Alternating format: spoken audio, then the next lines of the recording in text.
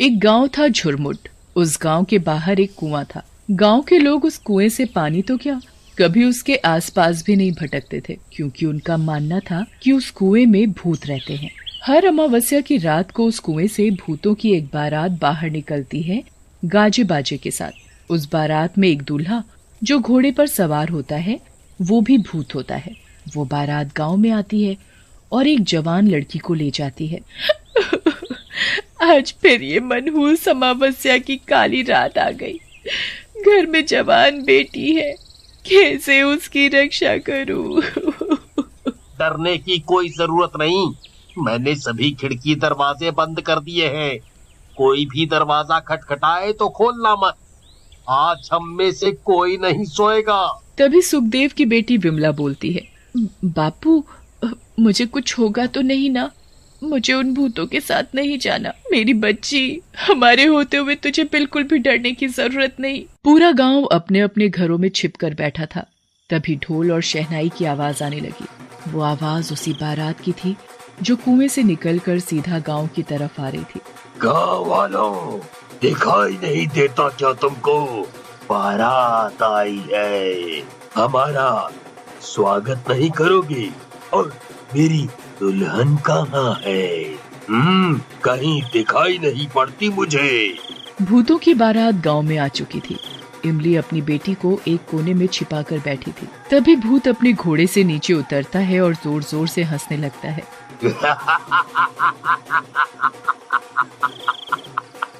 आज मेरी शादी है।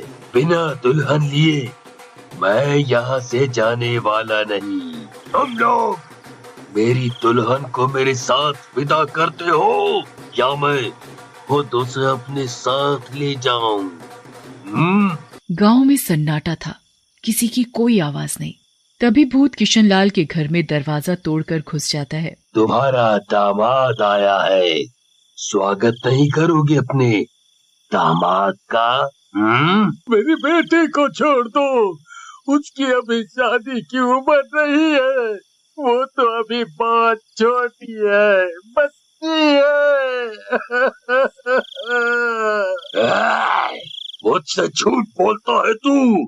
कल ही तू अपनी बेटी के लिए दूसरे गांव लड़का देख कर आया है। मुझे सब पता है, सब पता है। मेरी बेटी को हाथ लगाने की कोशिश भी मत करना। मैं उसकी माँ हूँ। तुम्हारे जैसे भूत के साथ अपनी बेटी की शादी कभी नहीं होने दूंगी। फिर क्या था, भूत को बहुत गुस्सा आता है।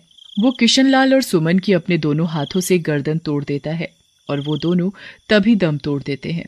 पुष्पा अंदर कमरे में छिप कर बैठी थी। माँ, पिताजी, तुमने मेरे माँ पिताजी को मार दिया। छोड़ मुझे अपनी माँ के पास जाने दे। पर भूत उसकी एक नहीं सुनता और उसे अपने घोड़े पर बैठाकर वापस कुएं में ले जाता है। सुबह होते ही इमली और उसके परिवार की सांस में सांस आती है। कल रात हमारी बेटी तो बच गई, पर जो सुमन के परिवार के साथ हुआ वो बहुत बुरा हुआ। पर कब तक हम अपनी बेटी की रक्षा करेंगे? एक ना एक दिन तो वो भूत हमारी बेटी को भी उठाकर ले जाएगा। उस रात के बाद पूरे गांव में मातम छाया हुआ था। गांव वाले मिलकर किशनलाल और सुमन का अंतिम संस्कार कर देते हैं, पर सबकी जुबान पर बस भूतिया बारात की ही बात थी। अरे भाइयों, ये सब कब तक चलेगा? वो भूत इस गांव में घुस जाते हैं और हमारी ही आंखों के सामने हमारी बेटी को उठाकर ले जाते हैं। किशनलाल की बेटी पुष्पा हमारी भी तो बेटी थी, हैं? बिल्कुल सही कहा। इस गांव की हर बेटी हमारी बेटी जैसी है। उनकी रक्षा करना हम सभी का फर्ज है। वो तो सही है, पर हम कब तक अपनी बेटियों को कुंवारा रखेंगे? जिसकी भी बेटी जवान और शादी के लायक होती है, उस भूत को पता चल जाता है और वो उसे उठाकर अपने साथ ले जाता है। मेरी बेटी भी है, उसकी उम्र अब शादी लायक हो गई है। मैं कैसे अपने कलेजे को उस भूत के हवाले कर दूं? हम सब मिलकर उस भूत का सामना करेंगे। हाँ। अगले दिन पूरा गांव धर्मपाल की बेटी आशा की शादी की तैयारियों में लगा था। एक तरफ सजावट और दूसरी तरफ मिठाइयां बना। अब फेरों का समय था। दूल्हा दुल्हन मंडप में बैठे थे। तभी अचानक कुएं से भूतों की बारात बाहर आ जाती है। सभी गांव वाले भूतों को देखकर अपने अपने घरों में छिप जाते हैं। अरे गांव वालों, तुम सबने तो मेरा साथ देने का वादा किया था, अब क्या हुआ तुम्हारे वादे का? तभी धर्मपाल की पत्नी माया और बेटी चंचल भी आ जाते हैं। तुम्हारी इतनी हिम्मत, मेरे बिना तुम अपनी बेटी की शादी करने चले थे? जैसे ही भूत धर्मपाल पर अपनी तलवार से वार करता है, तभी भूत के सामने चंचल आ खड़ी होती है। मेरे बापू को कुछ मत करो, उन्हें मत मारो। अच्छा, छोड़ दूं? पर एक शर्त पर, अगर तुम मेरे साथ शादी करोगी और मेरे साथ मेरी दुल्हन बनकर चलोगी, तो मैं तुम्हारे माँ बापू को छोड़ दूंगा। नहीं बेटी, इस भूत की बातों में मत आना, उससे शादी मत करना। माँ, इस भूत के साथ शादी करने से तुम दोनों की जान बचती है, तो मैं जरूर इससे शादी करूंगी। भूत चंचल को अपने घोड़े पर बैठाता है और उसे बारात के साथ कुएं में ले जाता है। रुक जा मेरी बेटी, मेरी बच्ची, ना जा उस भूत के साथ। किसी की हिम्मत नहीं होती भूत का सामना करने की, क्योंकि भूत अकेला नहीं था, उसके साथ उसकी पूरी बारात थी और सभी खतरनाक भूत थे। ये ठीक नहीं किया हम सब ने। मेरी बेटी अभी बहुत छोटी है, पर एक दिन उसकी उम्र भी शादी की होगी। क्या तब भी मैं ऐसा करता जो मैंने आज किया? गांव की बेटियों को हम यूं ही उस भूतिया बारात के हवाले करते आ रहे हैं, कहीं कल मेरी बेटी का नंबर ना हो। दूर खड़ी सुखदेव की बेटी विमला सबकी बातें बड़ी ध्यान से सुन रही थी। तभी उसे अपने भैया समीर का ध्यान आता है, जो सालों से शहर में ही रह रहा था। हाँ, भैया ही मुझे उस भूत से जरूर बचाएंगे। अभी जाती हूँ मैं भैया को फोन करने। विमला तेजी से घर की तरफ भागे जा रही थी। घर पहुंचते ही विमला अपने भैया समीर को फोन करती है। फोन समीर ही उठाता है। भैया, मुझे बचा लो, मुझे भूत से शादी नहीं करनी। छोटी, चुप हो जा। और तू ये क्या बोले जा रही है? कौन भूत? किसकी शादी? विमला समीर को उस भूतिया बारात के बारे में सब बता देती है। ये सब क्या है? भला भूत की भी कोई बारात होती है? मैं सच बोल रही हूँ भैया। छोटी, अब तुझे घबराने की कोई जरूरत नहीं। मैं अगली ट्रेन पकड़कर सीधा गांव आ रहा हूँ। मैं भी तो देखूं जरा उस भूत को। समीर तुरंत ट्रेन पकड़कर शाम तक गांव पहुंच जाता है। गांव पहुंचते ही समीर गांव वालों पर बहुत गुस्सा करता है। तुम सब कितने कायर हो? अपनी ही बेटी को उस भूत के हवाले कैसे कर सकते हो? मुझे अभी भी यकीन नहीं हो रहा कि तुम सब सच बोल रहे हो। क्या मुझे कोई पूरी बात बताएगा? हमने कभी तुझे इसलिए नहीं बताया कि कहीं तू परेशान न हो वहाँ। मैं बताता हूँ अब। कई साल पहले इस गांव में दूसरे गांव से बारात आ रही थी, नाचते गाते हुए। सभी बहुत खुश थे, पर अचानक रास्ते में कुछ लुटेरों ने बारात को रोक लिया और उन्हें लूटने लगे। उनके सभी कीमती गहने और सभी पैसा उन लुटेरों ने ले लिया था। बारात के साथ जो दूल्हा था, उसने उन लुटेरों से बहुत विनती की कि उन्हें जाने दें, छोड़ दें, पर लुटेरे मार पीट पर उतर आए। अच्छा, तो ये बात है। मुझे एक तरकीब सूझी है। तुम सबको मेरा साथ देना होगा। उस मंडप में दुल्हन की जगह मैं बैठ जाऊंगा, दुल्हन का जोड़ा पहनकर। वो भूत मुझे दुल्हन समझकर अपने साथ उठा कर ले जाएंगे। मेरा उस कुएं में जाना बहुत जरूरी है। समीर ने जैसा सोचा था बिल्कुल वैसा ही हुआ। थोड़ी ही देर में वहाँ भूतिया बारात पहुँच गई। भूत अपनी दुल्हन को उठाकर अपने घोड़े पर बैठा लेता है, फिर बारात कुएं में चली जाती है। अंदर का नजारा देखकर समीर के होश उड़ जाते हैं। चारों तरफ कंकाल पड़े थे। वो कंकाल उन सभी बारातियों के थे जो अब मरकर भूत बन गए थे।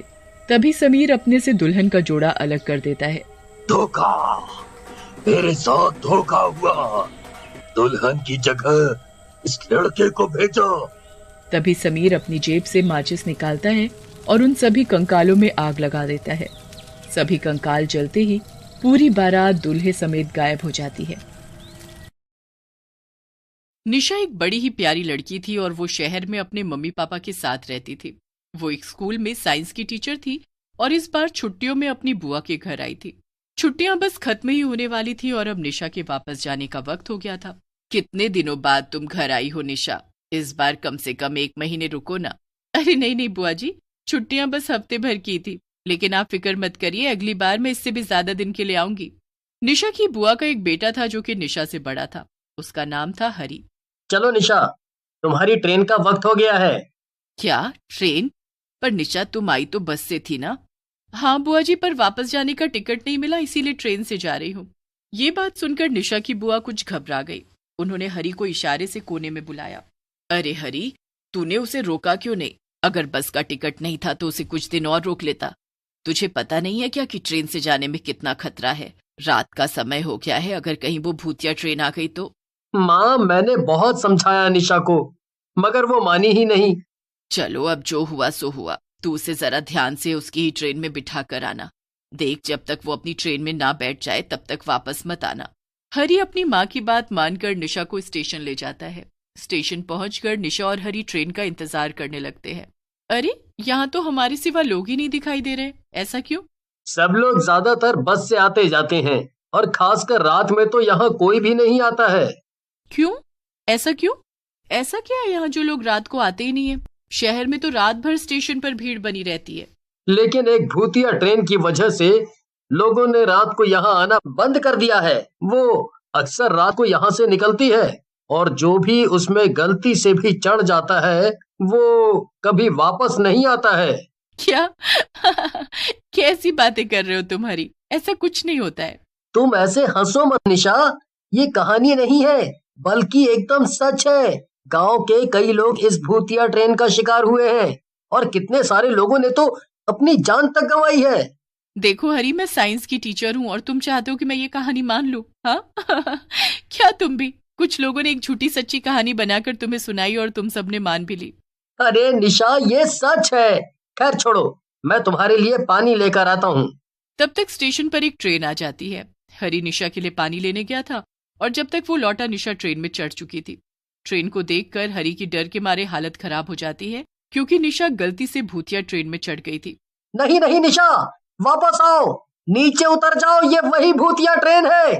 मैं कह रहा हूँ ना तुमसे, तुम वापस आओ। बस भी करो हरी, ठीक है, मैं भूतों को तुम्हारा हेलो बोल दूंगी और कहो तो वीडियो कॉल भी करा दूंगी। हाँ? चलो बाय, अपना और बुआ का ख्याल रखना। इतना कहकर निशा ट्रेन के अंदर चली गई और ट्रेन फौरन चल पड़ी।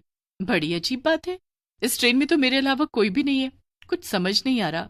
निशा एक सीट पर बैठ जाती है, तभी उसकी नजर सामने बैठी एक औरत पर पड़ती है। वो औरत सफेद साड़ी पहनकर बैठी थी। हाँ, चलो कोई तो है यहाँ, मुझे अकेले काफी अजीब लग रहा था। निशा अपने फोन में कुछ देखने लगती है। जब वो दोबारा सामने देखती है तो वहां 2 औरतें बैठी हुई थी। दोनों ने सफेद साड़ी पहनकर रखी थी। अरे, अभी तो यहाँ बस एक ही औरत बैठी थी, अब ये अचानक से 2 कैसे हो गई? खैर, मुझे क्या। निशा फिर से अपने कामों में लग गई। अपना बैग सीट पर रखकर वो लेटने की तैयारी में थी कि उसकी नजर दोबारा सामने बैठी औरतों पर पड़ती है। इस बार सामने 3 औरतें वैसी सफेद साड़ी में थी। ये क्या हो रहा है? कुछ ना कुछ तो गड़बड़ जरूर है। फिर ट्रेन एकदम से रुक जाती है और निशा बाहर झांक कर देखती है। वहां एक बहुत अजीब सा स्टेशन था और उस पर कई यात्री खड़े थे। सभी यात्रियों ने सफेद रंग के कपड़े ही पहन रखे थे और सभी नीचे सर झुकाए थे। उनमें से कुछ यात्री ट्रेन में चढ़ जाते हैं और ट्रेन आगे चल पड़ती है। यहाँ तक कि निशा के सामने बैठी सब औरतें भी स्टेशन पर उतर जाती हैं। पता नहीं क्यों, मगर ये ट्रेन और इसके यात्री दोनों ही बहुत अजीब लग रहे हैं। निशा ध्यान देती है कि ट्रेन में बैठे सभी यात्रियों के पैर उल्टे थे। हे भगवान, ये तो सच में एक भूतिया ट्रेन है। अब मैं क्या करूं? इससे कैसे बाहर जाऊं मैं? निशा ध्यान देती है कि ट्रेन दोबारा एक स्टेशन पर रुकती है और वो भी ठीक 15 मिनट बाद। उस स्टेशन से वापस कुछ यात्री ट्रेन में चढ़ते हैं। ये ट्रेन हर 15 मिनट पर रुक रही है, मेरे पास बस यही एक मौका है बचकर भागने का। निशा चुपचाप बैठ जाती है और अगला स्टेशन आने का इंतजार करने लगती है। तभी एक डरावनी चुड़ैल निशा के ठीक सामने बैठ जाती है। वो निशा को घूर घूर कर देखने लगती है। हे भगवान, अब मैं क्या करूं? ये तो मुझे ही घूर रही है। मैं कैसे निकलूं अब इस ट्रेन से बाहर? निशा काफी देर तक वहीं बैठी रहती है, क्योंकि बाहर जाने के लिए उसे कोई तरीका समझ में नहीं आता। तभी उसमें से एक भूत हवा में उड़ने लगता है और बाकी भूत भी अजीब तरह से हिलने लगते हैं। निशा को अब बहुत डर लग रहा था। निशा जोर से चिल्लाती है, बचाओ! तभी ट्रेन फिर से एक स्टेशन पर रुकती है। निशा बाहर देखती है तो हैरान हो जाती है। उसका भाई हरी स्टेशन पर खड़ा था। कुछ भूत भी थे जो ट्रेन में चढ़ रहे थे। हरी ने एकदम भूतों जैसा भेष बना रखा था ताकि कोई उसे पहचान न सके। वो भी ट्रेन में चढ़ गया और निशा के पास आकर बैठ गया। निशा, तुम बिल्कुल फिक्र मत करो, मैं तुम्हें बचाने आया हूँ। हरी, तुम्हें यहाँ नहीं आना चाहिए था। यहाँ हर तरफ केवल भूत प्रेत और आत्माएं हैं। मुझे कुछ समझ नहीं आ रहा कि हम यहाँ से कैसे निकलेंगे। निशा, हम इस रास्ते से तो कभी इस ट्रेन से नहीं उतर सकते हैं। मैंने इस ट्रेन के बारे में बहुत खोज की है, क्योंकि गांव के कई लोग इसी ट्रेन की वजह से मारे गए हैं। मैं सालों से इस ट्रेन के राज के बारे में पढ़ रहा था ताकि आगे मैं किसी को भी इसमें आके मरने ना दूं, लेकिन मैंने ये नहीं सोचा था कि मैं खुद इसमें फंस जाऊंगा। निशा ध्यान से हरी की सभी बातों को सुन रही थी। निशा, हमें अगर इस ट्रेन से बाहर जाना है तो हमें इंजन की तरफ जाना होगा, जहाँ पे इस ट्रेन का ड्राइवर बैठा है। वहीं से हम इस ट्रेन को रोक सकते हैं। लेकिन मुझे बहुत डर लग रहा है हरी। मैं जानता हूँ निशा, लेकिन अगर हम यहाँ रुके तो वैसे भी मारे ही जाएंगे। इसीलिए हमें अपनी जान बचाने की कम से कम एक कोशिश तो करनी ही पड़ेगी ना। चलो। फिर निशा और हरी दोनों अपनी सीट से उठ जाते हैं, लेकिन सभी आत्माएं उन्हें घूरने लगती हैं। निशा और हरी फिर से अपनी सीट पर बैठ जाते हैं। निशा, वो देखो, तुम्हारे बगल में ट्रेन की लाइट का बटन है, उसे दबाओ, तब ये आत्माएं हमें जाते हुए नहीं देख पाएंगी। ऐसे तो ये हमें यहाँ से जाने नहीं देंगी। निशा बटन दबा देती है और पूरी ट्रेन में अंधेरा छा जाता है। फिर निशा और हरी धीरे धीरे आगे बढ़ते हैं। निशा आगे जाती है और वो उस डब्बे का दरवाजा खोलने की कोशिश करती है। हरी, ये दरवाजा तो खुल ही नहीं रहा है। हरी जोर से दरवाजे को धक्का मारता है और दरवाजा खुल जाता है। अंदर दो ड्राइवर भूत बैठे हुए थे जो कि ट्रेन को चला रहे थे। वो निशा और हरी को गुस्से से घूरते हैं और उन्हें मारने के लिए दौड़ पड़ते हैं। हरी जोर से चिल्लाता है, निशा, मैं इनसे निपट रहा हूँ, तुम जाओ, जल्दी से जाओ और जाके ट्रेन को रोको। लेकिन हरी, मैं तुम्हें अकेले कैसे छोड़ दूं? इतना वक्त नहीं है निशा, जाओ, जल्दी जाओ। दोनों भूत हरी पर हमला कर देते हैं, लेकिन निशा जल्दी से वहां से बचकर भागती है। वो सीधा ड्राइवर की सीट के पास जाती है, लेकिन उसे वहां कुछ भी समझ में नहीं आता है। वहीं दूसरी तरफ हरी किसी तरह उन भूतों से लड़ रहा था और खुद को बचा रहा था। हरी, मुझे यहाँ कुछ भी समझ में नहीं आ रहा है, मैं क्या करूं? ज्यादा कुछ मत सोचो निशा, बस वहाँ एक लाल कलर का बटन होगा, उसे दबाओ, ट्रेन अपने आप रुक जाएगी। निशा जल्दी से वो बटन दबा देती है और ट्रेन की सीटी बच जाती है। ट्रेन की रफ्तार धीमी होने लगती है और ट्रेन थोड़ी देर में रुक जाती है। चलो हरी, ट्रेन रुक गई है, जल्दी करो, चलो यहाँ से। निशा, मैं कोशिश कर रहा हूँ, लेकिन इन भूतों ने मुझे पकड़ रखा है।